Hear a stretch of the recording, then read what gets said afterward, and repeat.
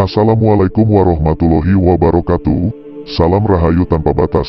Selamat datang kembali, sahabat Banyu Wiguna yang terkasih.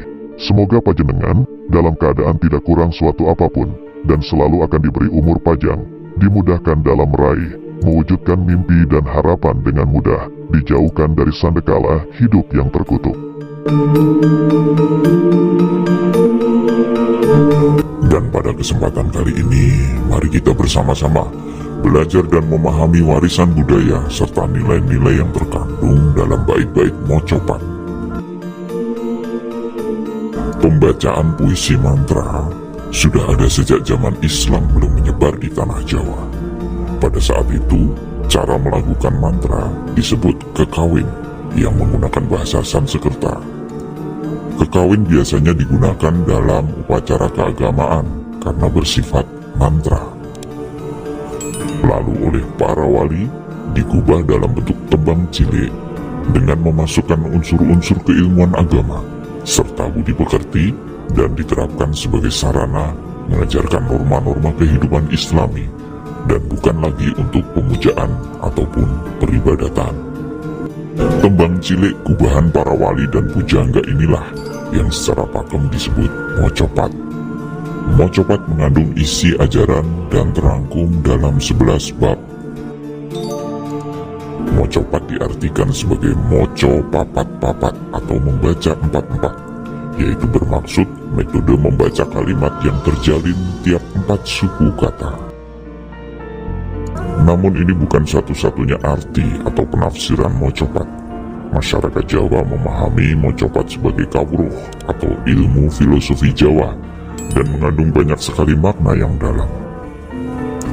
Mocopat sering dimaknai sebagai pencarian jati diri manusia sejati yang dikelilingi oleh 4 nafsu di dunia, seperti pemahaman Jawa yang sering kita dengar sebagai sedulur papat kalimo pancer. Mocopat merupakan petunjuk manusia untuk menemukan jati diri dengan mengatur keempat nafsu duniawi yang mengelilingi setiap kehidupan individu manusia. Diharapkan setiap individu manusia bisa mengendalikannya dan menjadi manusia sejati yang sejatinya manusia. Tembang atau lagu dalam bahasa Jawa disebut sekar. Karena pembacaannya harus dengan ditembangkan inilah, mocopat sering disebut sebagai tembang mocopat atau dalam bahasa Kromo Hinggil menjadi sekar mocopat.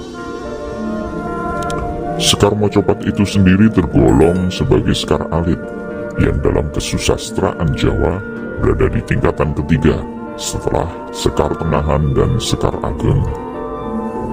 Secara tradisional ada 15 pakem dalam mocopat, namun secara umum mocopat hanya memiliki 11 pola metrum. Dan ke-11 tembang mocopat itu merupakan perjalanan keramat kehidupan manusia di dunia dari lahir hingga menghadap kepada Tuhan yang Maha Kuasa dalam balutan kain kafan.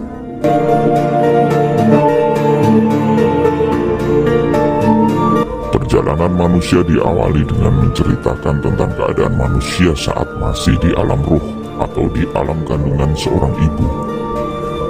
Mas Kumambang dimaknai manifesto bibit insan dari lelaki yang tumbuh dalam wadah insan perempuan di dalam rahim atau ibu. Kemudian terjadilah pembentukan jasad yang mengambang di dalam alam kandungan.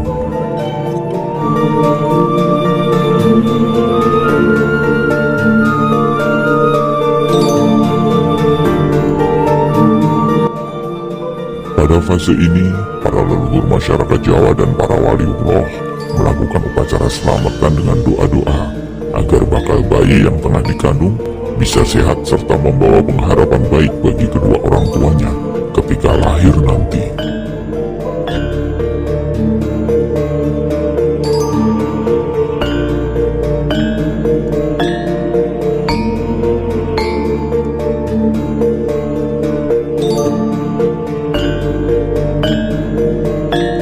Lalu terjadilah proses kelahiran manusia yang disebut mijil, yang dalam etimologi kata berarti lahirnya jabang bayi yang bernama manusia.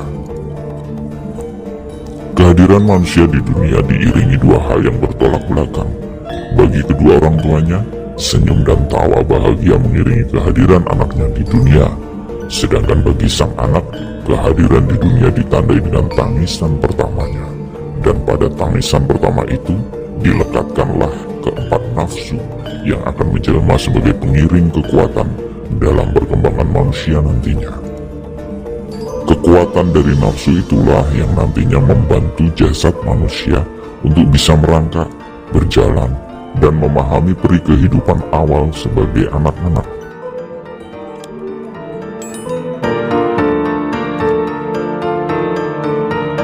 Saya ucapkan terima kasih buat sedulur sahabat Banyu Wiguna yang sudah setia duduk di gubuk Banyu Wiguna Channel, dan bagi sahabat yang baru pertama kali berkunjung, saya ucapkan salam rahayu tanpa batas, dan semoga video kami bisa sedikit bermanfaat dan semoga bisa bermanfaat, dan jangan lupa pula tentunya subscribe dan klik tanda lonceng agar panjenengan Anda dengan kami bisa selalu terhubung di gubuk Banyu Wiguna Channel.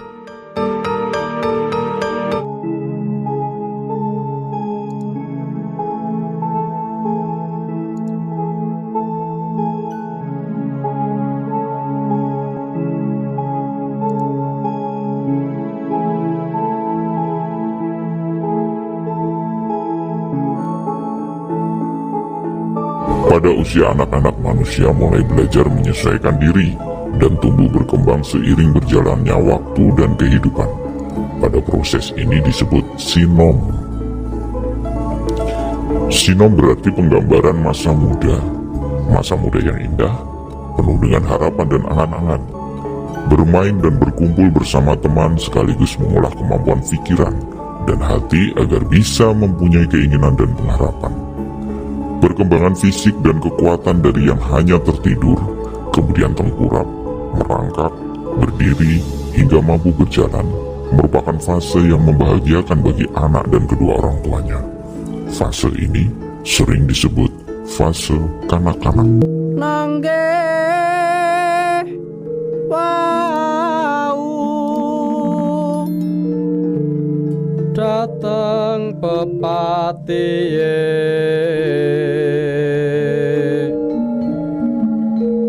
pun suwanda tan katon nindih temah seribu pati kumambang ingkang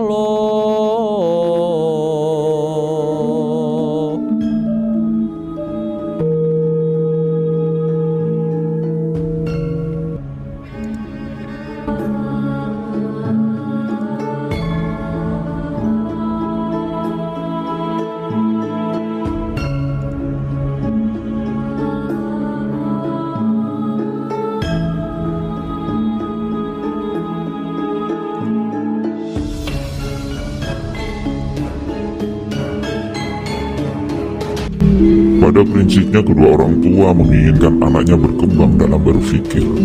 Lalu si anak disekolahkan keluar rumah untuk bersosialisasi ataupun diberi pendidikan dalam lingkungan keluarga. Fase kehidupan manusia ini disebut sebagai kinanti. Pada bait-bait kinanti menceritakan tentang masa pembentukan jati diri dan meniti jalan menuju cita-cita. Bersekolah dan mengenal kehidupan luar rumah menjadi kegiatan individu manusia. Kinanti berasal dari kata kanti atau tuntun yang bermakna bahwa kita membutuhkan tuntunan atau jalan yang benar agar cita-cita kita bisa terwujud. Fase ini menjadi sangat krusial karena dibutuhkan dua guru dalam menuntun serta mengiringi fase pendewasaan diri.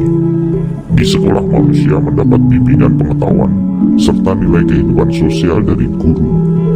Sedangkan di rumah, manusia harus mendapatkan bimbingan nilai agama dan peradaban dari kedua orang tuanya yang menjadi contoh nyata bagi anaknya.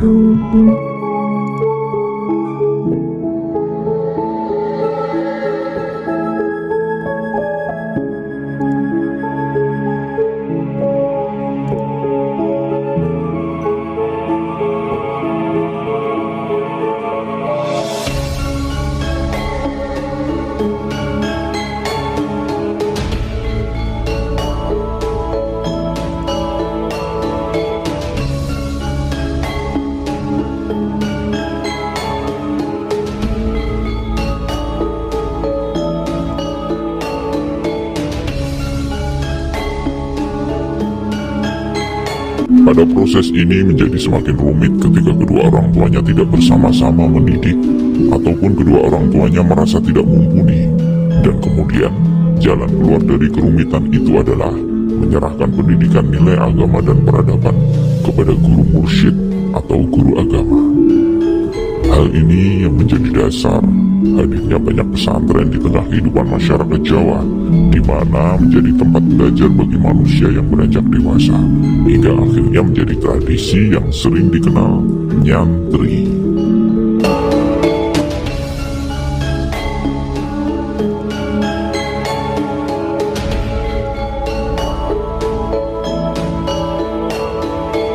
Semoga nasib baik menyertai Anda, dan semoga terlepas dari karma buruk. Nasib buruk nasib yang terkutuk, sebab akibat dari berlaku, semua kita kembalikan pada Tuhan Yang Maha Kuasa. Banyu Wiguna tidak pernah bermaksud untuk menggurui, maupun meminta mengajari agar apa yang disampaikan untuk diyakini.